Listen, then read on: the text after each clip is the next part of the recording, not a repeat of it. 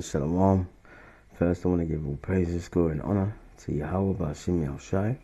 Double honors to the apostles, the elders of the great millstone that rule well, that taught us his truth, and blessings to the elect, to the nation of Israel. This is Brother Yakal, coming with another lesson, and Lord willing, it will be edifying.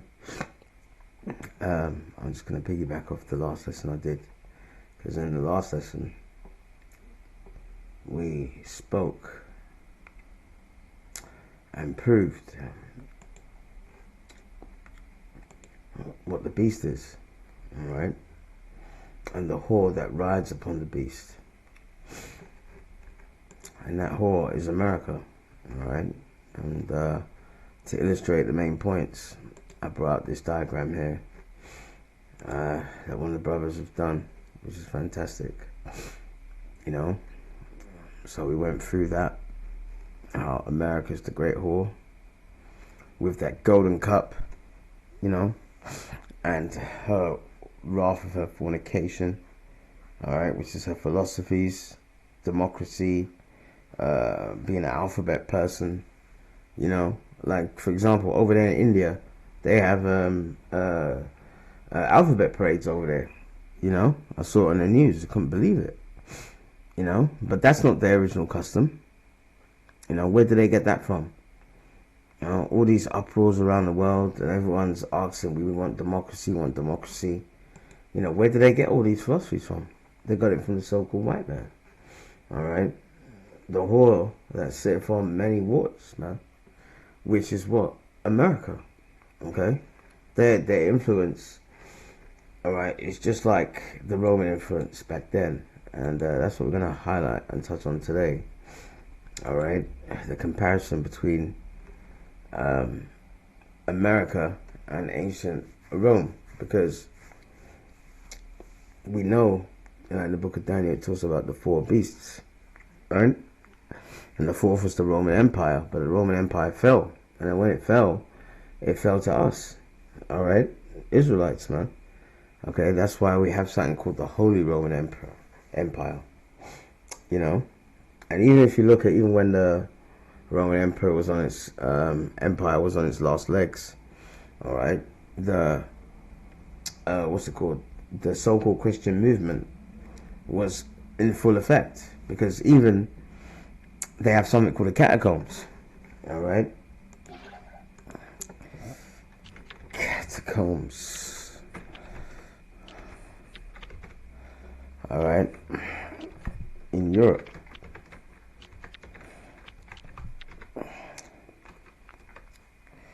There you go.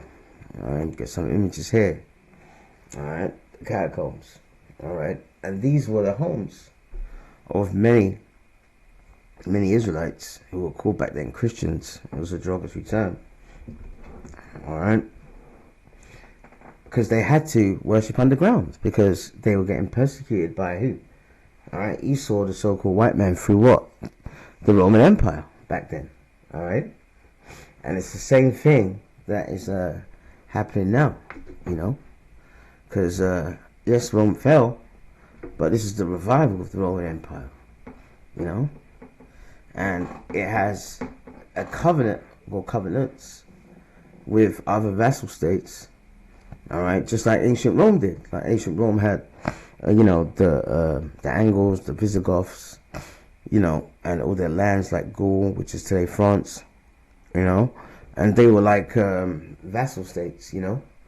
They had Roman protection, you know, puppet leaders, you know, but also they got the spoils of war, you know. They got, you know, the land, they got slaves, and they put a puppet in power, and those territories, all right, will fight for Rome, okay. And remember, Apostle Paul was a Roman citizen, okay? He had Roman citizenship. So today Rome is back, and it's in the way of America. It's been revived, you know. So we're gonna get into that today, you know, to show it clearly through the scriptures and the geopolitics. All right.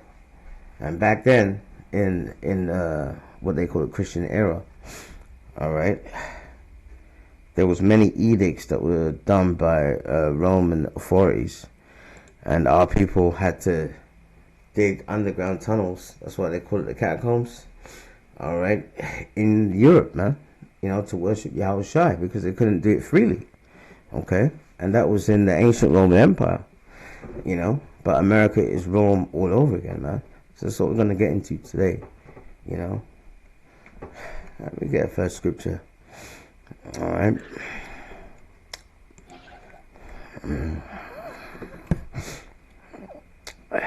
Kings. Revelation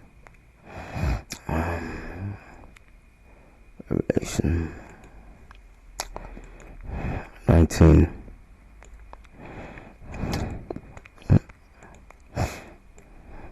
And you'll see the similarities even in the culture, everything, because there's nothing new under the sun, man. Just like our spirits are renewed, via reincarnation, so forth. All right, those spirits come back on the earth, man, and they go into their lot. You know what I mean? And that includes empires as well, man. All right, so Rome back then fell, and it fell to our people. We're gonna get that, but we start with this. It's first in Revelations.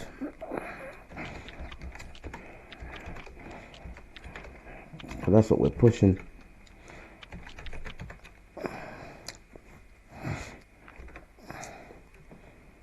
That's it. That's what we're pushing these last days, because all these prophecies, it's not even February yet, man. It ain't even February yet, and all the stuff that's been happening, you know what I mean? In the news, it's all been very prophetic, man. So this is Revelations 19 and 20. All right.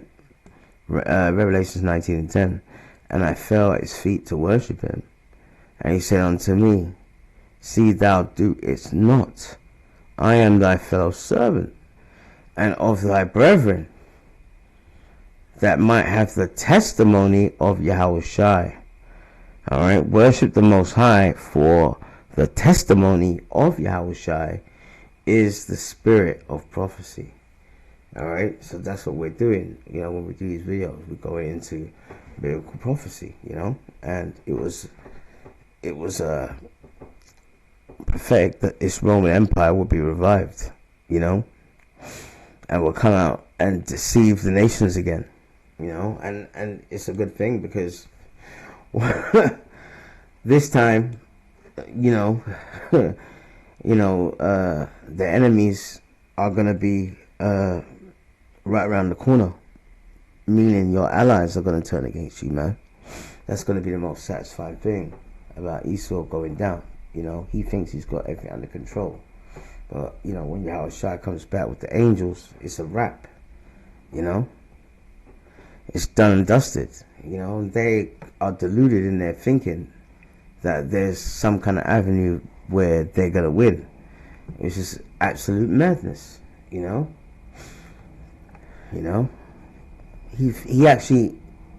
Esau actually knows that he's fighting the Most High. So the pride of this man is sky high. And pride goes before a fall. So seeing this guy fall, he's gonna fall hard, man. All right. Now this is Revelations 20 verse 1. All right. And it's the prophecy of us ruling the bottomless pit, which is Europe. All right. In what they call the Middle Ages or the Dark Ages. And I saw an angel come down from heaven, having the key to the bottomless pit. All right. And when it says pit, pit represents lands. All right. Prove that.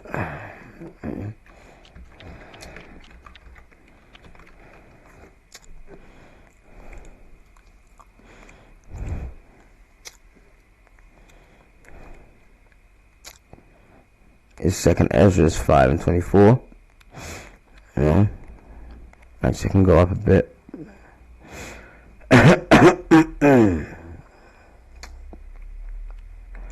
Go to verse 23. 2nd Ezra 5 and 23. And said, O Most High, that bearest rule of every wood of the earth, and of all the trees thereof, thou hast chosen thee only one vine. Alright. Verse 24. And all the lands of the whole world, alright, lands of the whole world, thou hast chosen thee one pit. Alright? One pit. So remember, pit represents lands. And what is the Lord's chosen pit? Israel, Israel, man. Alright? Where our homeland is. Alright? Jerusalem, city of peace. There's not peace there now, but there will be when the kingdom comes, man. Alright? Okay? So when it talks about pits, it's talking about lands. Alright? Now let's go back. Revelations 20:1. And I saw an angel come down from heaven having the key. Alright? The key of the bottomless pit. And the bottomless pit is Europe. It doesn't. Why? Because you can dig as much as you want into the soil. There's not many resources, not many natural resources in Europe. All right. And in the Middle Ages, we took over Europe, man. And if you look at our civilization, all right, you can just type in Google "when blacks ruled Europe." Click on the images. You'll see a lot of websites, so forth. All right. One of the key economic drivers, all right, for many of the monarchs in Europe, especially like England and like Germany and France and so forth, was, expeditions, trading with the Vikings, and the Vikings were Israelites, man. Okay. As I said, this man,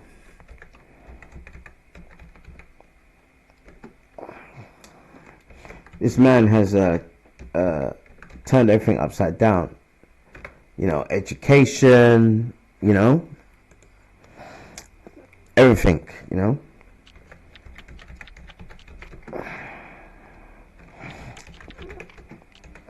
And he's whitewashed our history. So now you tell a person, look, man, the Vikings were blacks. You start getting thumbnails like this. This needs to stop. And it's got a picture of black Vikings. And, this Edomite guy is saying, listen, you blacks are claiming to be everyone. You're claiming to be Shakespeare, Mozart, the Vikings. Well, it's because it's true. That's why. And there's books on it. All right. That's why you got videos like that where the Vikings black. Because even in these films like what's it called again? The Black Panther film, where he goes to the mountains and speaks to this black so-called African tribe. All right. But rather than them being in the hot jungle, they're in like a snowy mountain, and he's dressed just like a Viking. All right. Because that's the people, all right, who make those films. They know that the Vikings were Israelites. They were black people. All right. So-called black people. And there's books on it. This is a good book. True Myth, Black Vikings of the Middle Ages. See? All right. And there's many other books. There's another book about this guy called Black Mountain. He was a well-known Viking, man. See more. Oh, here goes another one. All right. Black Viking by Bill Downey. All right. So this is all true, and it matches with the prophecy. All right. But one of the main points I'm trying to make is that in that period of time, the Middle Ages, many of these monarchs sponsored expeditions, all right, to go to other lands, to trade, to get, other natural resources. And usually their expedition was outside of Europe. Why? Because it's a bottomless pit. It doesn't have many natural resources, all right, in Europe. It doesn't, okay? That's why you had the Vikings, man. They traded. There's even what's it called? In Native American Indian communities, they talk about in their history that they traded with the Vikings. Okay, and I could believe that. All right, because remember, we're the same people. The Lord did say He will scatter us among the heathen, right?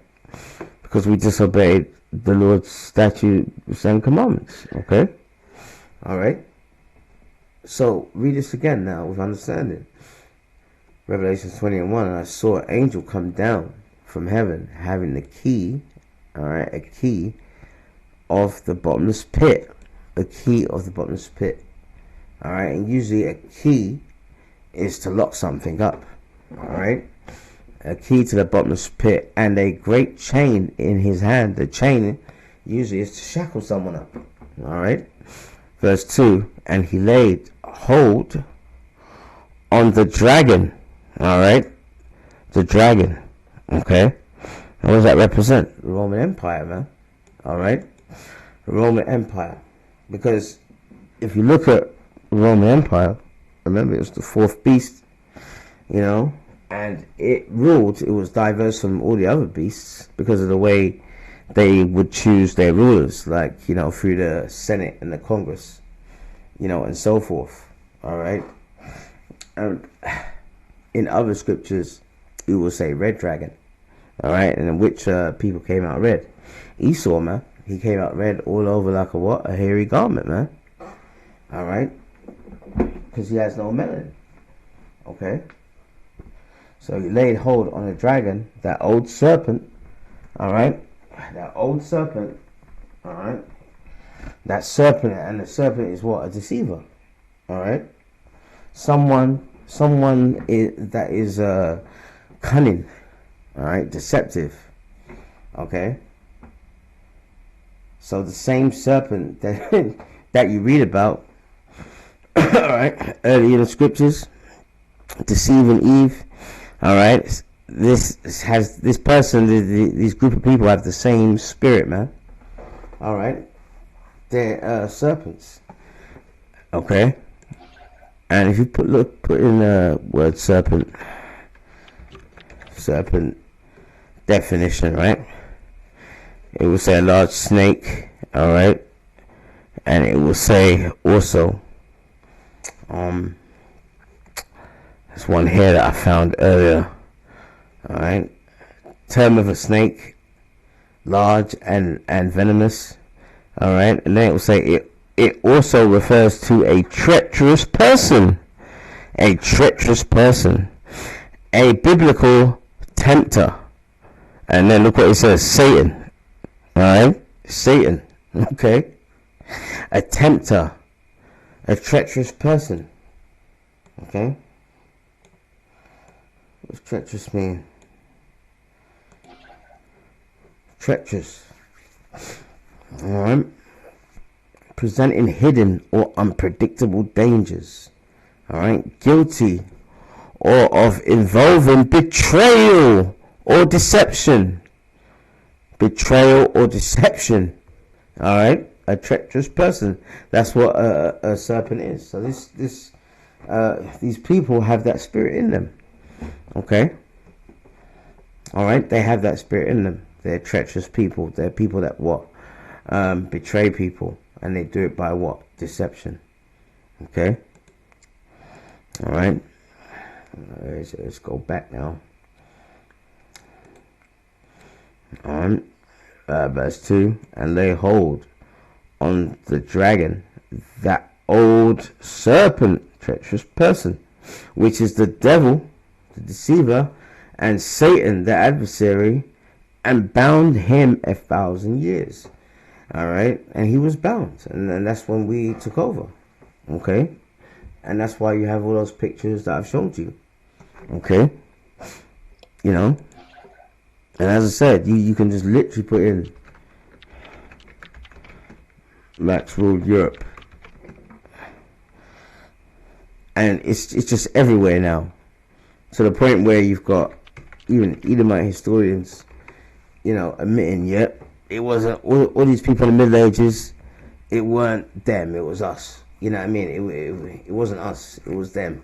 It was you blacks that were ruling. You know. You don't even have to get the books. You can literally go on here and just click one of the videos and watch, you know. But this devil is going to try and make out that these people were slaves. And basically, when their king and queen went away on an expedition, because they were servants in the White King's castle, when the white kings and their queens will be away, they snuck into the cupboard. All right, they snuck into the dressing room of the king and the queen and dressed up in king and queen's, clothing, high society attire, and then someone took pictures of them, via portrait. They got a painter, and then he started painting them dressed up as a white king. But this is madness. These are the kind of bullshit explanations they're trying to do, to justify all these pictures that show Israelites, and we're not black people, we're Israelites, in rulership. Because that was the prophecy, man. Okay? See, this man is a serpent. He can't, even when the evidence is overwhelming and he's been busted, he will still lie. So he was bound 1,000 years. Alright, verse 3. And cast him into the bottomless pit, and shut him up, and put a seal upon him. Alright, that he should deceive the nations no more. See, that he should deceive the nations no more. Okay, till the 1,000 years should be fulfilled. Alright, and it was fulfilled. That's why they started coming back into power, white people, Edomites, in what? Really, the early 1400s, really. Alright, starting with Constantinople, which is Turkey today, which is Istanbul today. They took us down in, 1453? Alright, that was the first place in Europe we got taken down, man. The survivors were put on slave ships. Then they started whitewashing the pictures or destroying them. You see? See, once you know once you know the scriptures, the prophecies, and then you link it with the historical events, then you actually know that this is a prophecy that has been fulfilled. Okay? Alright? Till 1,000 years should be fulfilled. And after that he must be loose a little season. So must be loose a little season. And we're in that season now. Alright, as I say, the Renaissance period. Alright, and the word Renaissance means rebirth. That's when they started whitewashing all the pictures,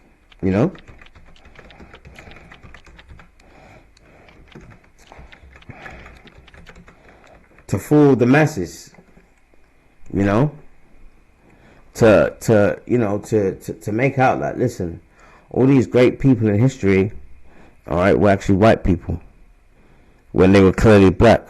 So what does that tell you, man? That tells you that he hates us, but he admires us, because you're only going to steal something of value, right? You ain't going to just steal anything. It's like you're walking down the street with a brick mobile phone, alright, like those 1980 phones, and you're walking down the street and you're talking loud on it, and these little hoodlums come with a little scooter. They're not going to rob your phone. Some phone from the 1990s, man. Big brick phone. But if you have the new Apple 17 or whatever it is, they'll definitely rob you because it's of value. Alright? So really, this so-called white man, he hates us because he ain't us. And he's trying to deceive people that he's us. And what does that show you? That the scriptures are real, the prophecies are real, and that he is a bitch, man. And unfortunately, a lot of our people, they look up to this man, Alright, so he's loose, and we're in that season that he's loose, man. Alright, now there's very much similarities between America and the Roman Empire. Alright, and as I said, some people know this, some people don't, but if you go into the Nazi party, alright, Adolf Hitler, when they were in power, people talk about the Nazi salute. Alright, it wasn't really a Nazi salute. It was a salute that the Romans used to do. Alright, and it was called the Salute of Zalator. Okay, that's what it was called. Alright, there's an article in here, the history of the Hitler salute from its dubious Roman origins to its use by the far right. Right, yeah, right now people do it, to symbolize that they're from the far right. But this was something called the salute of Zalator. Alright? Is there a big difference between the Hitler salute and the Roman salute? Danny Bird explores the story of an instantly recognizable and widely reviled gesture. Alright, go down here. The right arm extended forward with the palm down and fingers together. The so-called Hitler salute is an instantly recognizable and reviled image.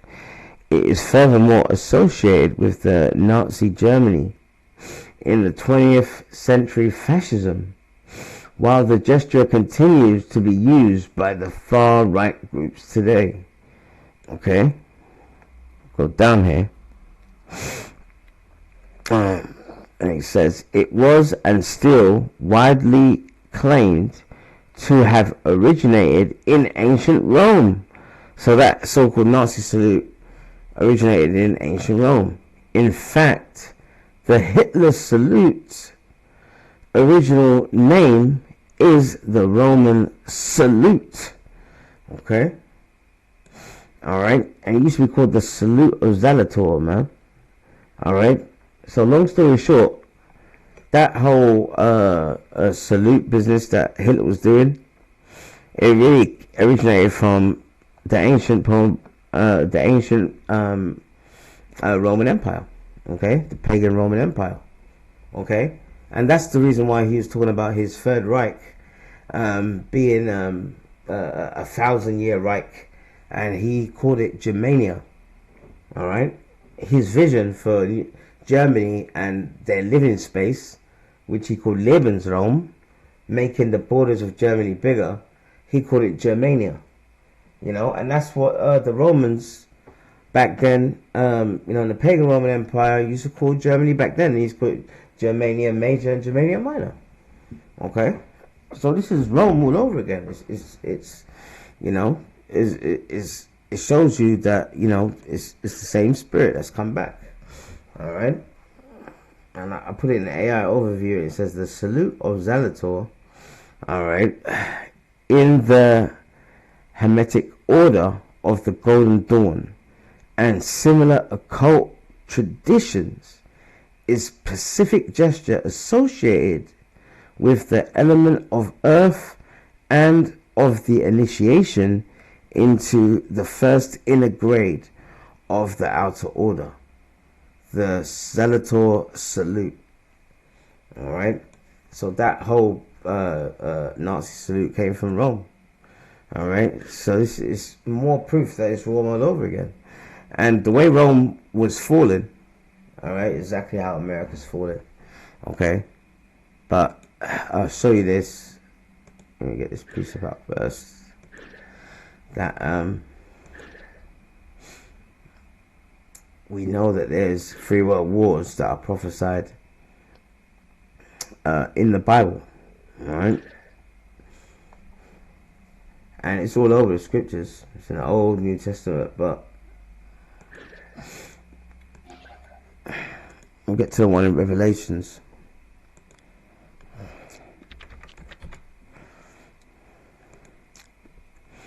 Revelations 9. Well, Revelations 11. Actually, yeah, 11 and 14. Revelations 11 and 14. It says, Revelations 11 and 14, the second woe is past. The second woe is past. Woe means destruction. Alright, so it's a metaphor for what? World War II. The second woe is past. So the second World War is past. And behold, the third World War, cometh quickly. Okay? kind of quickly. So when did World War II finish in 1945? Okay, and even when they actually, declared the war over, there was fighting on and off in Europe going on for years, man. Okay, but the Second World War, all of this was Bible prophecy. All right, and the Third World War is Bible prophecy to come. But one of the achievements, all right, one of the achievements that the secret council of the wicked has done, okay, because of World War II and the outcome of World War II, Germany surrendering, the Allies winning, redrawing a map of Europe, etc. One of the things that came out of it, all right, was the Treaty of Rome. All right, the Treaty of Rome. Okay, and now this is it's called the Treaty of Rome, man. Why is it called the Treaty of Rome? I wonder why they called it that.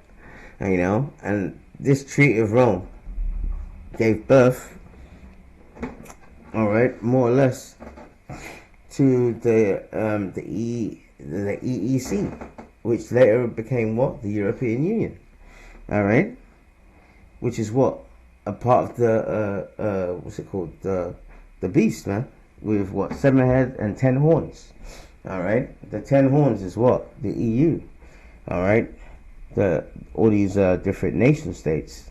All right, and they signed this document, to create, all right, the EEC, which we call the EU today. All right, they did that in 1957 after World War II.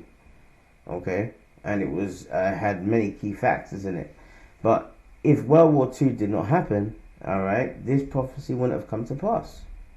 Okay, that Second World War had to come to pass, man. All right, so this prophecy could be fulfilled. Okay, watch a little clip of video on it. Okay, but just remember, I'll show you here. Go to the back.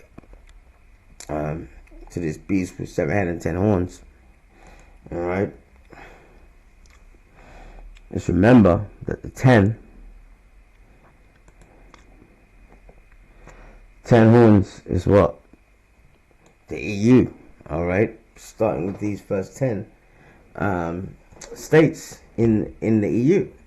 And if you look in the ancient Roman Empire, they had the same landmass and territory, man.